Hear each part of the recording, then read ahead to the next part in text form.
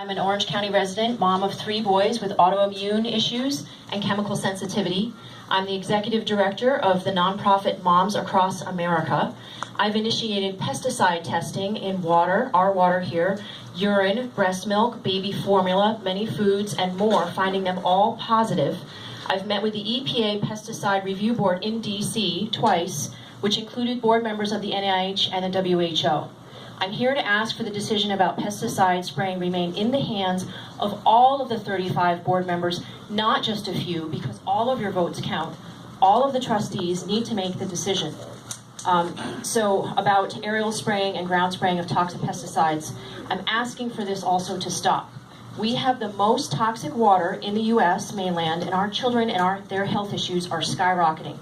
You all have the opportunity to reduce this toxic burden and to reverse the health issues which are plaguing our state and the future of our country. Now, some trustees may not consider that the chemicals that are being used are toxic. Other trustees may consider them completely safe. Due to the trust that we are supposed to have in and be able to place in our EPA, I understand this.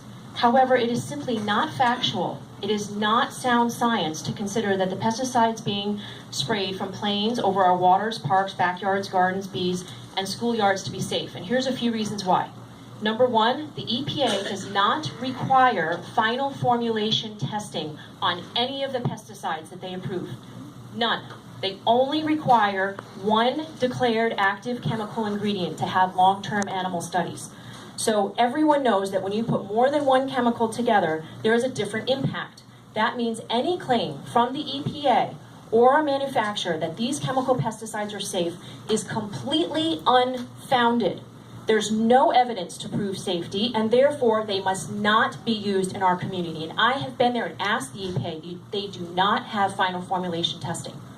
Any studies that the chemical companies have commissioned also lack scientific integrity because it's been proven that the lab animals, including the control groups, I'm missing it.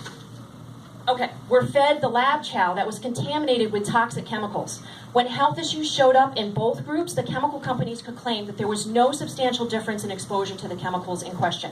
So the scientific studies that they do have are completely invalid.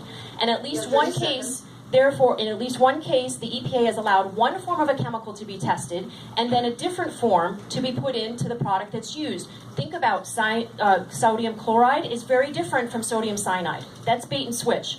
Now, the dose also does not make the poison. The EPA allows 800 endocrine disruptors, which are banned mostly in the in the EU. And these endocrine disruptors mean that a very tiny amount can actually be more harmful to pregnant women than a larger amount. So I ask you to please stop. Thank you so much. And let's do fifth speaker.